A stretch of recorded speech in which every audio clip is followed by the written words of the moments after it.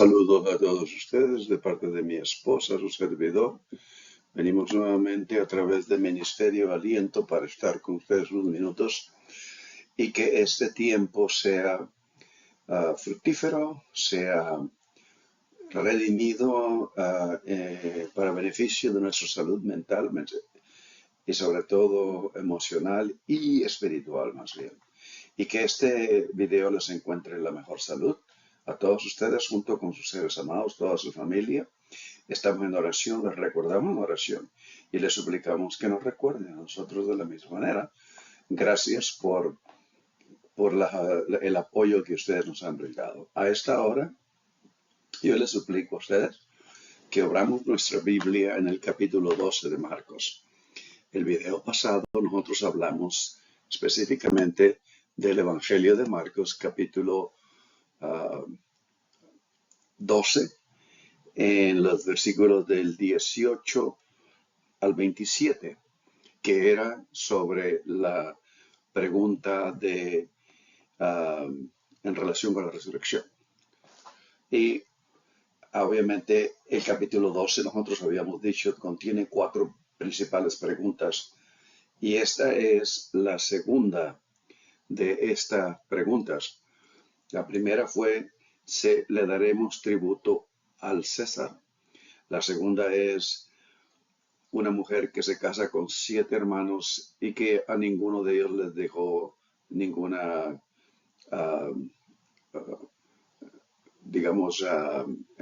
familia. No pudo procrear con ellos y le preguntan de quién de esos 7 será esposa en la resurrección.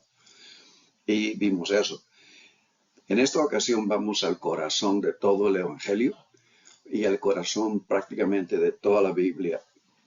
En los versículos del 28 al 34, nosotros estamos viendo fundamentalmente a Marcos, porque este es el Evangelio que primero se escribe. Si ustedes se recordarán, aquí tenemos a Marcos y una década o 10 años después, hasta 15 años después, viene el Evangelio de Mateo. Y luego otra década más que viene el Evangelio de Lucas, que quiere decir que estos tiempos eran diferentes. El Evangelio de Marcos se escribe para dar ánimo y, en esencia, ¿quién de nosotros tendrá, de todos los seguidores de Cristo, en aquel entonces, primer siglo, cuando se escribe en el año 70 más o menos, quién tendrá la convicción de proclamar que Dios ha actuado en la vida de Jesús de Nazaret y nos ha traído a que conociéramos el reino de los cielos, el reino de Dios? Ahora vamos a ver el mayor mandamiento. Si ustedes tienen su Biblia abierta, yo les voy a suplicar que entonces mantengan quizás una manera de mantener las hojas en Marcos 12, el primer evangelio, Mateo 22 y Lucas 10. Esas son las 3 porciones sobre el gran mandamiento. Y verdaderamente este capítulo 12 de Marcos viene desarrollando las fricciones y las tensiones que hay entre Jesús, entre su enseñanza, y los líderes del templo. Si ustedes se dan cuenta, pues entonces vamos a empezar que los evangelios, los 3, y agregando el Evangelio de Juan, que vino ya hasta muy posiblemente al principio del segundo siglo, finales del primer siglo a principios del segundo siglo. Los evangelios son documentos históricos en el sentido de que cada uno de estos documentos se dedicó a interpretar el significado teológico de una figura histórica en específica, la vida de Jesús de Nazaret. Y fueron compuestos para dar con una situación histórica concreta. La intención aquí para todos nosotros, obviamente, es recordar.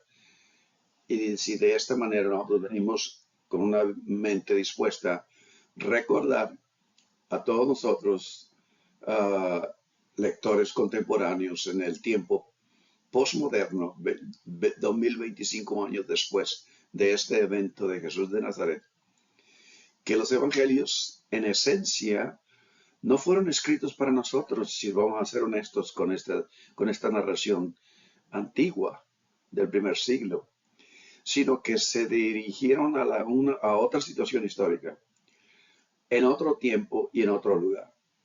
Marcos, Mateo y Lucas no escribieron pensando que nosotros lo íbamos a leer, sino más bien las comunidades a las que ellos dedicaron estos escritos. La naturaleza histórica del Evangelio implica entonces que la interpretación auténtica debe centrarse en el significado del texto en su contexto original, en relación a todas las diferentes características que influyeron e impactaron este texto: cultural, económica, social, política, en fin. Mateo, como todos los documentos del Nuevo Testamento, debe poder hablar a la gente de su tiempo en su marco conceptual, abordando sus inquietudes. Entonces, después de esto, sí se descubre que también responde a nuestras inquietudes. Será la palabra auténtica de la Biblia la que nos hable, no el reflejo de nuestros propios deseos, teologías e inquietudes. Mateo presenta a Jesús, en primer lugar, enseñando a Jesús en el Sermón del Monte, del capítulo 5 al capítulo 7 del Evangelio de Mateo. La centralidad del amor de Dios en la vida de todos sus discípulos, en este caso, está enfatizada en estos 3 capítulos. Y Jesús ha enseñado en el capítulo 5, por ejemplo, cuando el principio del Sermón del Monte, del versículo 21 al 48 específicamente, si ustedes solamente puse 2 o 3 versículos en esta ocasión, aquí 4 en este caso, que desde entonces esta narración específicamente enfatiza el amor de Dios revelado y ejemplificado en la vida de sus seguidores. Y concluye en el versículo 48 con las palabras: sed pues vosotros perfectos como vuestro Padre en los cielos es perfecto. Y la perfección que se está mencionando aquí es la perfección del corazón. Ser genuinos en ese sentido, ser honestos, ser íntegros en buscar de Dios. Lo que más próximo se encuentra a describir a Dios es el amor de Dios, el amor. En Mateo capítulo 22, entonces, versículo 34 al 40, en donde se encuentra la narración del doble mandamiento del amor, se vuelve parte de la serie de controversias que se extiende desde el capítulo anterior, Mateo 21, y se extiende hasta el capítulo 21, versículo 23, y hasta el capítulo 22, versículo 46. Esto es el contexto de Mateo, pero vamos a nosotros a ver enfáticamente cómo es que un evangelio es diferente al otro, para poder entender mejor los 4 evangelios de una manera más específica en los escritos de cada uno de esos evangelios. Y sobre todo en esta gran pregunta de cuál es el mayor mandamiento de todos. En Marcos, por ejemplo, en la sección correspondiente de Marcos capítulo 12, versículo 21 al versículo 31, un escriba, y voy a enfatizar esto porque esa es la parte principal de esta porción, un escriba amigable hace pregunta sincera a Jesús. Jesús responde al escriba, lo elogia con su respuesta, y Jesús responde positivamente, declarando que el escriba no está lejos del reino de Dios. Y ustedes lo leen en el capítulo 12, versículo 29 al 31. En Lucas, este otro evangelio más 20 y tantos años más tarde que el evangelio de Marcos, En el capítulo 10, versículos del 25 al 37, la historia del buen samaritano está vinculada al intercambio de Jesús con un escriba, un doctor en la ley, por decir así, un experto, un perito en la ley de Moisés, el Torá. El personaje central de esta parábola es notablemente indefinido. No se le caracteriza por raza, religión, oficio ni territorio. Es simplemente un cierto hombre descendió de Jerusalén a Jericó, que implícitamente podría ser cualquiera de los oyentes de Jesús. El público de Jesús sin duda imaginaba que era un judío. Pero hablando del Evangelio de Lucas en este caso, porque esa es la narración que tenemos, escrito a los gentiles, enfáticamente a los gentiles, aquellos que estaban fuera del judaísmo, Lucas podría haber asumido que era un gentil el que iba de Jerusalén, ¿verdad? Y descendía hasta esta área de la ciudad de Jericó. Entonces, un giro en la historia de esta parábola es que la historia, según las convenciones de las narraciones, en aquel tiempo del primer siglo, el público puede esperar que en una serie de 3 personajes, como lo describe esta parábola, el tercer personaje rompa el patrón creado por los 2 primeros. Además, la secuencia esperada sería tradicionalmente un sacerdote, ya que lo menciona, un levita e inmediatamente un israelita. Pero la parábola, al desarrollarse, rompe todas las expectativas al hacer el tercer viajero, que era un samaritano. Al convertirse en un samaritano, en el héroe de la historia, que fue el que levantó a aquel que estaba en el camino semiherido, casi moribundo, Jesús desafió la antigua enemistad entre judíos y samaritanos en esta parábola para enfatizar el mayor de los mandamientos, amar a Dios y amar al prójimo. Al presentar a un samaritano como héroe de la historia, Jesús removió las expectativas, la posición social, la raza, la religión o la región, y no contaba para nada, en este caso, en la parábola.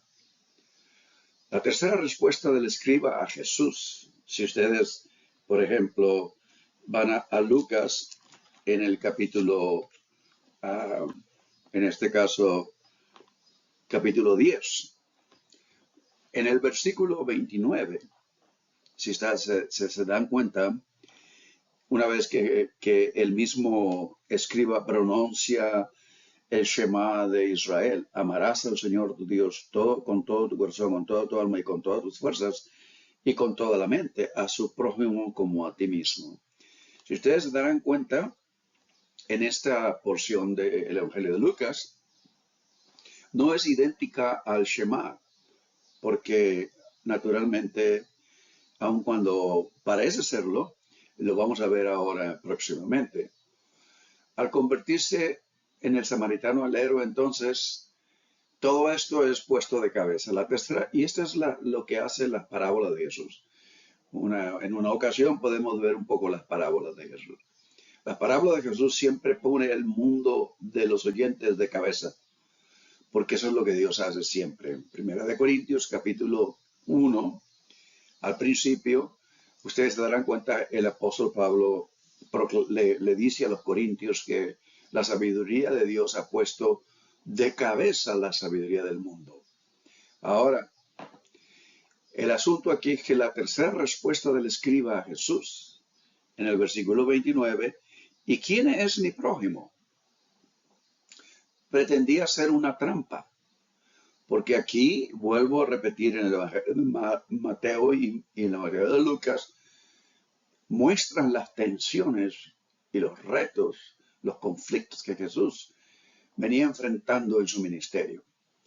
Su motivo como ustedes se darán cuenta en el versículo 25, era probar a Jesús. He aquí un intérprete de la ley se levantó y dijo para probarle. Pero Jesús había ganado la partida a obligar al maestro de la ley a responder su propia pregunta. Mientras que en Marcos Jesús responde, en Mateo también Jesús responde, amarás a Dios y a tu prójimo. En esencia el Shema, el corazón del Torah, que es la instrucción para el pueblo, para el pueblo judío. Pero en esta ocasión Jesús hace que el escriba que hace la pregunta tratando de probarle, dé la respuesta él mismo. Ahora, en Mateo, la reescritura de Mateo, cómo el Mateo cambia las cosas que están en Marcos. Mateo cambia la forma y el carácter del periscopio de un diálogo escolástico positivo que se encuentra en Marcos, en el capítulo 12, versículo 28 al 34. Y la cambia a una historia de controversia. Obviamente nosotros nos damos cuenta que Mateo inmediatamente habla en el capítulo 22, versículo 34. Entonces los fariseos, oyendo que había hecho callar a los saduceos, se juntaron a una. Vinieron con mucha fuerza y trajeron a un intérprete de la ley, a un doctor, para probar a Jesús. La escritura de Mateo entonces cambia totalmente la estructura de la narración de Marcos, y aquí ya no es la misma historia. El grupo de fariseos presentes desde el capítulo 21, versículo 23 y versículo 45 reaparece, pero no involucra a Jesús directamente. Su reunión reproduce textualmente el lenguaje de los salmos. Salmo capítulo 2, versículo 2, donde menciona, se levantarán los reyes de la tierra y príncipes consultarán unidos contra Jehová y contra su ungido. Los teólogos profesionales de su grupo, en otras palabras, el experto en la ley, la única vez que aparece aquí experto en la ley, un escriba, nosotros vemos que se usa escriba en muchas partes del Evangelio, en los 4 Evangelios, pero en este caso la palabra directamente es un abogado en Mateo. Y esa es la única vez que aparece esa palabra. Se convierte en su portavoz de este grupo de oponentes a la enseñanza de Jesús y a su persona. Su pregunta ya no es sincera en Marcos, sino que es para probarle a Jesús. En otras palabras, su pregunta es diferente a la de Marcos. El escriba en Marcos es amigable, es receptivo, tiene buena disposición. En Mateo es solamente para probarle. El verbo probar, peraizo, se usa solo para Satanás, como lo ven ustedes, por ejemplo, desde el principio de las narraciones de allá en los primeros capítulos, y se usa continuamente, lo que indica que solo el diablo y los fariseos son los sujetos de este verbo en Mateo. ¿Por qué? Porque en los tiempos de Mateo, ya los líderes judíos habían expulsado de las sinagogas a todos los cristianos. Mientras que en tiempo de Marcos, los cristianos todavía, en primer lugar, iban al templo, pero una vez que se desata la guerra de los judíos del año 68 al 70, al 71, entonces en las sinagogas se congregaban todos los cristianos como parte del judaísmo aún todavía, en cierta manera. Pero en Mateo es directo y específico e indica que en este caso los oponentes a Jesús venían a tentarlo con el propósito de probarle y hasta provocar una caída o una manera de confusión, digamos. Según Mateo, es más que un debate religioso, esta pregunta del gran mandamiento. Para Mateo, obviamente, es que dos reinos se enfrentan y nosotros tenemos esta poca, digamos, como lo comunica en su narración, capítulo 12 de Mateo, en los versículos 26 y el versículo 28, ahí mismo. Para Mateo este es un choque de dos reinos, de dos diferentes esferas. La naturaleza de la prueba no está clara cuando en Mateo, aun cuando es un debate religioso, pero si ustedes están en el capítulo 22 de Mateo, y ven ustedes cómo en el versículo 35, y uno de ellos, intérprete de la ley, preguntó, ¿cuál es el gran mandamiento en la ley? Y a lo mejor esa es la clave, en la ley. Los rabinos habían contado 613 mandamientos y 248 positivos correspondientes al número de parte del cuerpo humano y 365 negativos correspondientes a los días del año. Aunque los maestros rabinos también podían darse el lujo de dar resúmenes de la ley, también existía la opinión de que todos los mandamientos eran igual. El erudito de la ley podría estar tentando o intentando arrastrar a Jesús a un debate sobre la ley de Moisés y lograr que hiciera alguna declaración que pudiera interpretarse como despectiva hacia según alguna parte de la ley, como lo sería declarar que la ley moral es más importante que la ley ceremonial.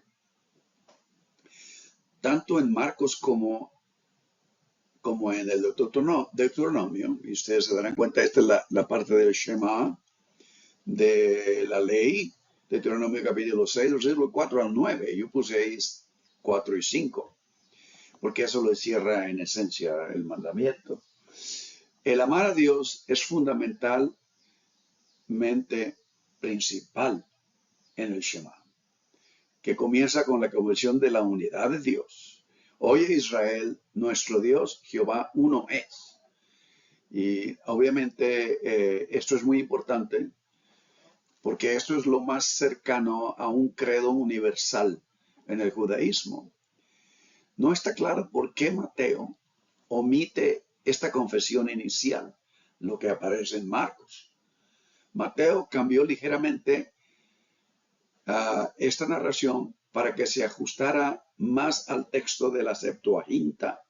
Si ustedes recordarán, el texto de la Septuaginta del Torá de Alejandro Magno, en tiempos de Alejandro Magno, del hebreo al griego está interpretado.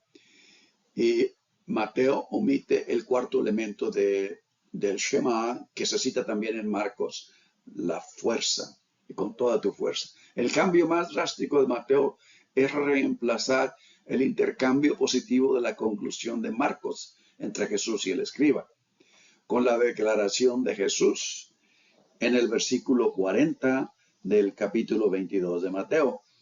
De estos dos mandamientos depende toda la ley y los profetas. En el contexto de la narración de Mateo, en su conjunto, es más que un simple resumen de la ley.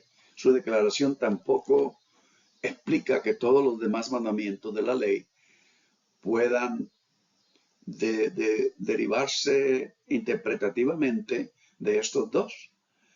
Amar a Dios, amar al próximo. Más bien Jesús declara que el mandamiento de amar a Dios y al próximo es en su unidad, como un solo mandamiento. Es la clave para interpretar toda la revelación divina, no solo a la ley, sino también los profetas. En este encuentro final con sus oponentes, Mateo en su evangelio da a Jesús una oportunidad de resumir la esencia de sus enseñanzas, como lo interpreta hacia el final del Sermón del Monte. en el capítulo 7. Allá en el Sermón del Monte, como parte de este sermón, la enseñanza era para sus discípulos. Aquí es para sus oponentes. Además, es de vital importancia ver que estos textos de la Escritura, como el amor en una relación íntima con Dios, implica no solo una relación correcta con el Creador, como lo declara en el Sermón del Monte, en el primer capítulo, allá, capítulo 5, sino también lo inevitable de su fruto de justicia, una vez que uno empieza a empaparse del amor de Dios, el fruto de justicia en la regla de oro. Y esto cumple el amor a Dios y el amor al prójimo. Cuando los cristianos usan la palabra amor, quiero hacer énfasis en esto, con referencia a Dios, la relación humana más profunda y la postura que estamos llamados a adoptar hacia el mundo, el contenido de esta palabra no se debe completar, no debe de entenderse con el supuesto significado de una palabra griega especial. Nosotros hablamos del amor filial, del amor agape, sino más bien con la comprensión de la naturaleza de Dios dada a conocer en Cristo Jesús. Esto es lo que hace el amor agape tener ese fuerte significado. Es desde esta perspectiva reveladora que llegamos a conocer el amor como algo inmotivado y no manipulado, incondicional e ilimitado. El amor no es cuestión de sentimientos que no puede ser impuesto en ningún caso, sino de convicción y de acción, porque siempre tiene esto inmediatamente. Es lo que el Shema, que quiere decir, oye inteligentemente con la intención de escuchar y practicar lo que uno escucha. Se encuentra en el extremo opuesto del sentimentalismo, digamos, y se relaciona con la palabra del Antiguo Testamento como para amor de pacto, amor constante, amor fiel, amor que se le llama en el hebreo Hesed. En el contexto del Antiguo Testamento, el próximo era el compatriota israelita. La comprensión de Mateo ya ha extendido el amor a los discípulos de Jesús, que están llamados a abrazar incluso al enemigo. Y llama la atención en este caso que Jesús, tanto en Marcos como en Mateo, y como lo hace describir al escriba en Lucas, a Jesús se le pide un mandamiento, pero responde con dos. Solo Mateo añade específicamente que el segundo es similar, homoía del griego al primero. Esto no significa simplemente que sea idéntico, sino que de igual importancia e inseparable del primero. No se puede amar primero a Dios y luego como segunda tarea amar al prójimo. Amar a Dios es amar al prójimo y viceversa. Es el significado. Con respecto al pasaje de Marcos, capítulo 12, versículo del 28 al 34, que es el pasaje que nosotros hemos empezado a abordar, sobre el mayor de los mandamientos, podemos señalar aquí que Marcos enfatizó la importancia de una devoción sincera a lo que Dios quiere para toda la humanidad. Marcos contiene mucho menos, como el Evangelio que originalmente se escribe, del cual Mateo y Lucas se inspiran para escribir sus evangelios, pero en esto nos damos cuenta de las diferencias entre uno y otro evangelio. En Marcos nosotros vemos menos enseñanzas sobre obligaciones específicas hacia los demás que Mateo y Lucas contienen. El diálogo entre Jesús y el escriba se convierte en sí mismo en una especie de ilustración del gran mandamiento.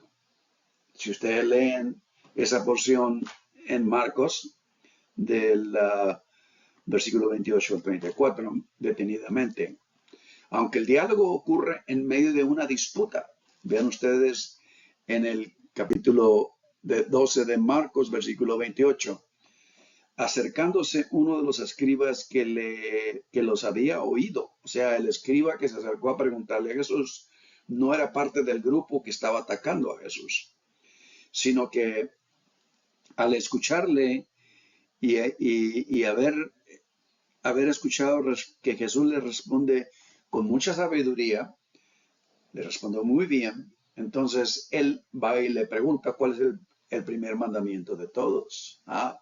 ¿Cuál es el más importante de todos los mandamientos? Y naturalmente, aunque el diálogo, vuelvo a repetir,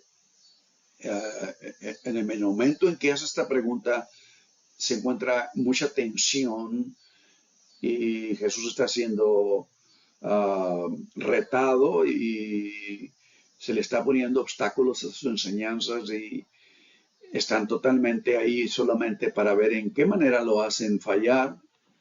Tanto el escriba como Jesús se han distanciado de las categorías de nosotros y ellos, en los que los oponentes líderes del templo, en este caso, en Marcos 12, están exhibiendo en su manera de conducirse. Su afirmación mutua es una isla, la afirmación entre el escriba y Jesús. Jesús responde, ¿verdad?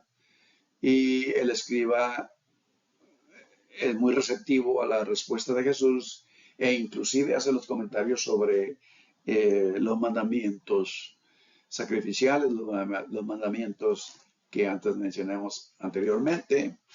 Es muy evidente que el escriba es muy receptivo a las enseñanzas de Jesús. Pero tanto ellos dos, el escriba con Jesús, se han distanciado de las categorías de divisiones, nosotros contra ellos, que muchas veces se encuentran en las denominaciones. Su afirmación mutua es una isla de reconciliación en un mar de hostilidad en el que se encontraba ahí en ese momento Jesús en el capítulo 2 de Marcos, en las hostilidades de los líderes del templo. El escriba reconoce a Jesús como un gran maestro. Jesús reconoce al escriba como un peregrino que avanza hacia el reino. Y en eso vivieron ante todos los que estaban ahí escuchando una devoción común a Dios y próxima que silencia totalmente el debate. En el versículo 34, donde enfatiza y ya ninguno osaba preguntarle. Esto es muy importante, una observación que obviamente Marcos únicamente enfatiza, como vemos las diferencias de un evangelio a otro. Finalmente, yo quisiera hacer una observación, que esto sería más bien el corazón de esta reflexión.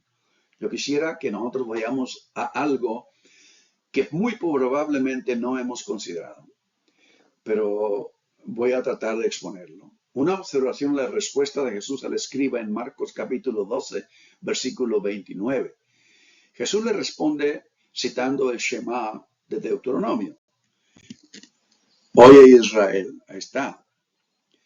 Jehová nuestro Dios, Jehová uno es. Primero la unidad de Dios. Dios es uno, no cambia. Y eso es un tema que podemos abordar después. Amarás a Jehová tu Dios de todo tu corazón, de toda tu alma y con todas tus fuerzas. Esto es la manera en la que responde Jesús en Marcos. La palabra usada aquí en Marcos es en esencia, y luego este es el siguiente mandamiento, Levíticos 19, versículos 18 y 34, no te vengarás ni guardarás rencor a los hijos de tu pueblo, sino amarás a tu prójimo como a ti mismo. Yo, Jehová, que es Yahvé, Yohe Bahe es la pronunciación. Como a un natural de vosotros tendréis al extranjero que muere entre vosotros y lo amarás como a ti mismo, porque extranjero fuiste en la tierra de Egipto. Yo, Jehová, nuestro Dios. Eso es lo que se dice, ¿no? La palabra en el Nuevo Testamento, si ustedes ven la narración de Marcos capítulo 12, versículos 28 al 34, es el Señor tu Dios. Pero no se refiere a la noción de Señor como en el Antiguo Testamento. La palabra es kurios, como el Señor Jesús, del griego, ya que cita la Biblia hebrea. Está citando el Shema que está en hebreo.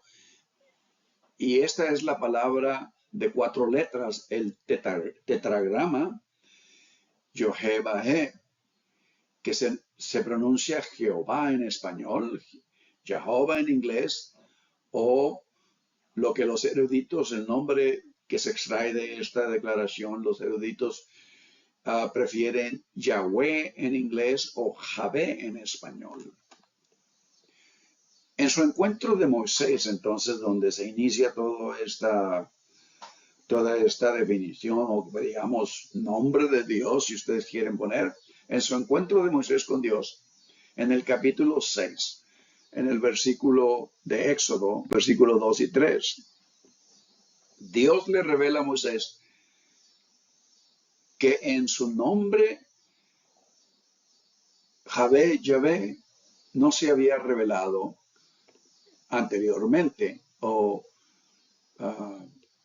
su nombre Yohe-Bahe, en esencia en el hebreo, no lo siempre lo pronunciamos nosotros, no se había revelado anteriormente, sino solo como Dios omnipotente, si ustedes se dan cuenta.